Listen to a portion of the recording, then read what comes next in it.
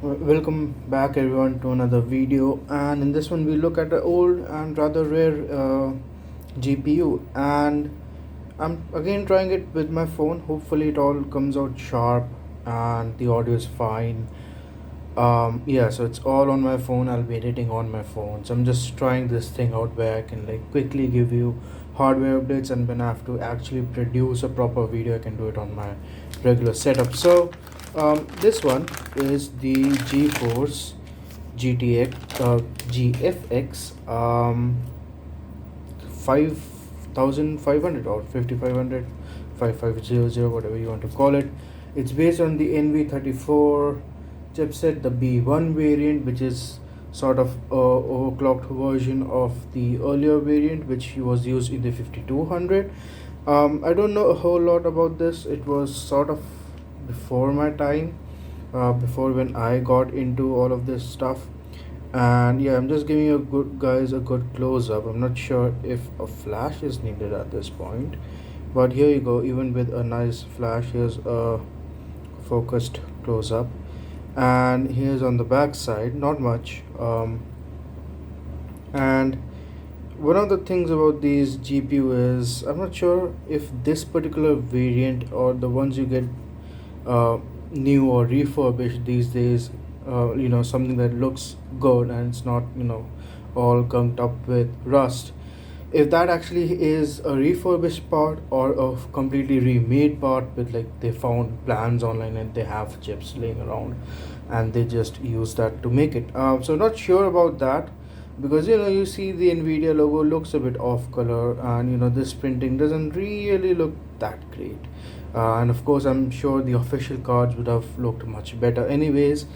So about the GPU, it's okay. There's 256 megs of VRAM on it. It runs at around 270 megahertz. The memory runs at around 400 megahertz. It's the performance is only 5.3 gigabytes per the no, that's the memory bandwidth. I'm reading along the wrong spec. Doesn't really say what the performance is in terms of giga or even mega t's per second. Right, pixel rate. uh 1 gigapixel per second, 65 megavertices per second, and one again same 1 gigatexels per second. So that's your GTPS. It's built on a 5 150 nanometer node. So it's really old. I'm not sure how much it heats up, so I'm ready to take the heatsink off, see what the situation. If it's a thermal pad, I'll put it back on. No, nothing doing.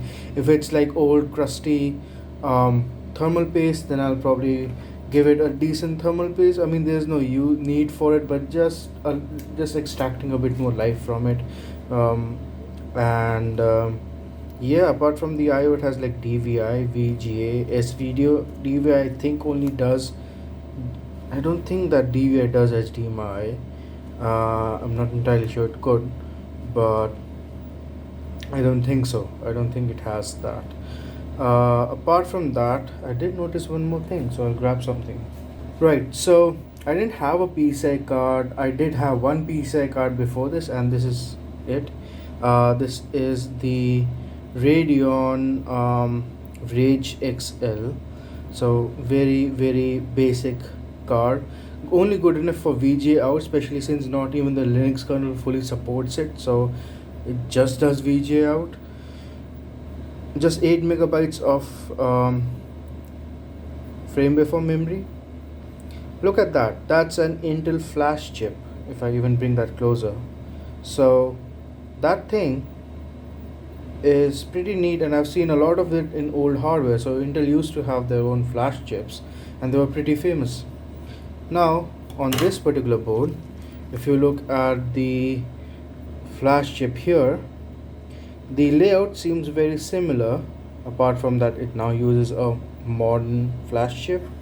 It looks very similar to the old Intel one. So I'm guessing at one point this particular board design did in fact have Intel flash chip on it, and I could not find any other like images that show that, but the layout seems very similar, so it could be just be a coincidence.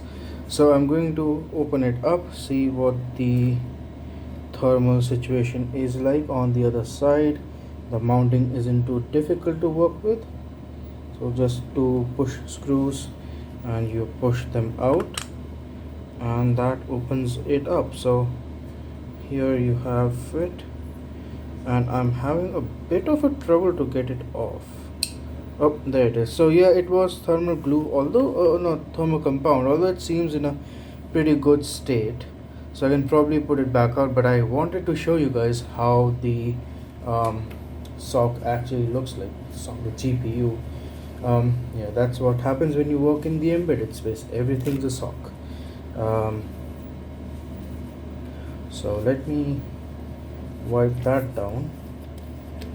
And so what I got, not well, I won't say I got fooled by it, but I was taken aback a bit. Was that if you look closely here, uh, it says DDR6, DDR5, DDR8, DDR7, and I looked at DDR7 first, and that's what caught my eye. I was like, what? That's not true. But yeah, so they are just numbering the memory. It's all DDR1, and they are just numbering the memory, and that was sort of a like yikes moment. Like DDR7 in that age, probably not. And not that you can like replace it with a modern DDR now. Like that's not possible. A chip cannot handle it. Um, yeah.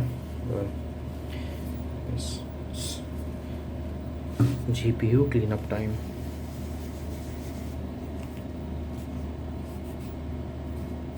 I mean, I like that they actually put fresh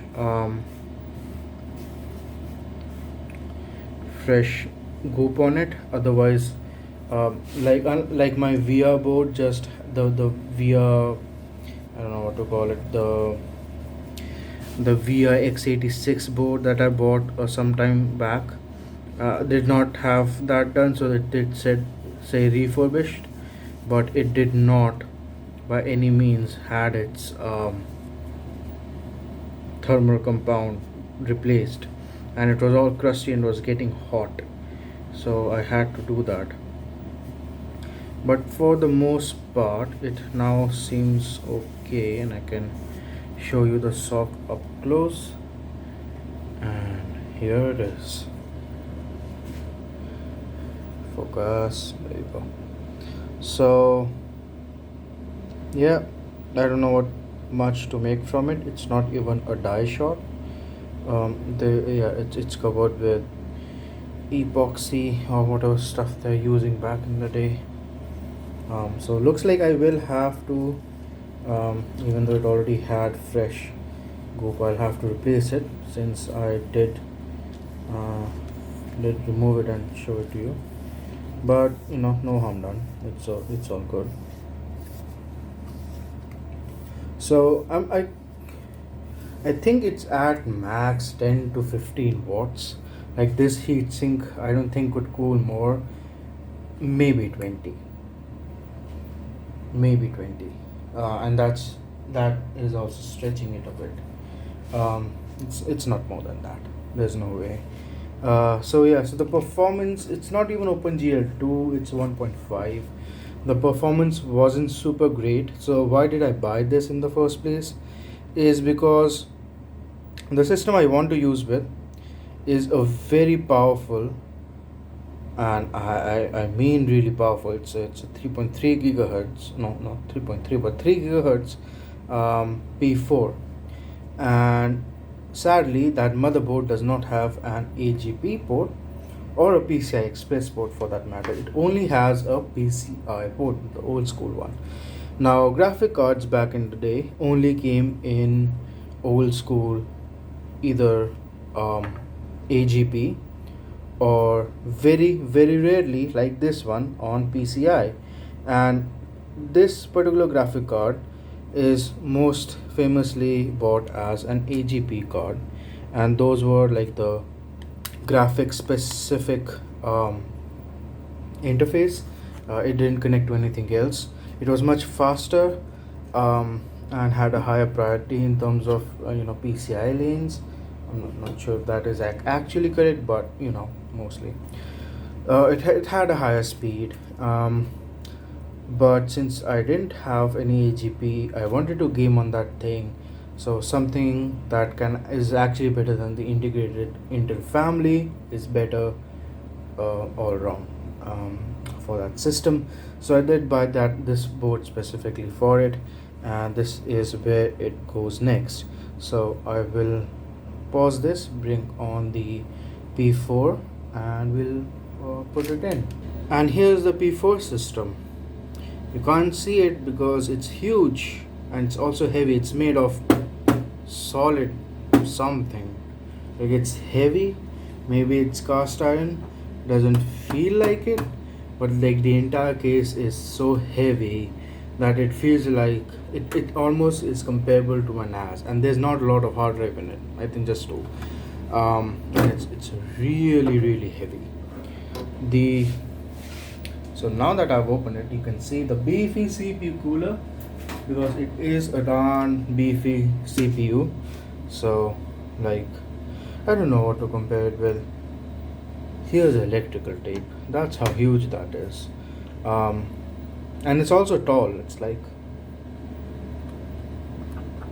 that huge, that tall. All the VRMs have heatsink on it. The chipset have heatsink on it. Yeah, I mean, it's a beast nonetheless. So I have this. Alright, now you guys can't see it, so let me move it. Oops. This is where we will install our graphic card, and I have to move this slot down because according to the folklore, you put the graphic card in the first PCI slot, depending if you actually are using a PCI slot. And on modern hardware, the first slot is usually a full X16 slot. If you don't have another one, the other slots are usually X8 or X4 in most cases. So it's a folklore to put graphic card in the first slot. Although I have asked other people, and they have told me pretty conformingly, if that's a word, that it doesn't really matter, especially if it's just PCI. It won't really care about your I have a CF card in here as well. That has most of the MS-DOS stuff, because this thing runs MS-DOS great natively. So let's remove this bracket, move the SATA RAID card. It's a weird RAID card. It's not really hardware RAID. It's kind of its own software RAID. So even if my RAID dies, it doesn't have a backup battery. So even if my if the card dies, I can buy the exact same card and my RAID will still be alive. So it's software RAID, but the software for it stays on this particular card. And I think that no, that didn't fit well. What's keeping it?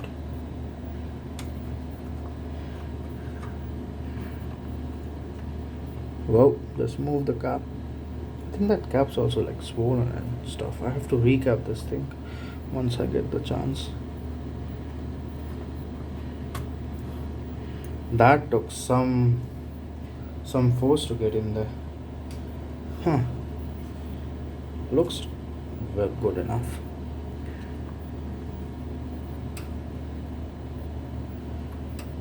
And then the graphic card in the first slot.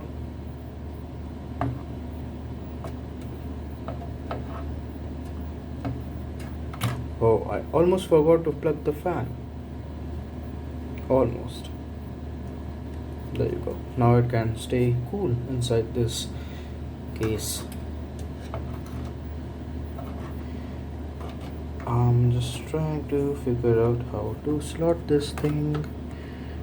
There you go. Hey, that happened in one go, no worries whatsoever. So that stays there, that's happy. And let's see if my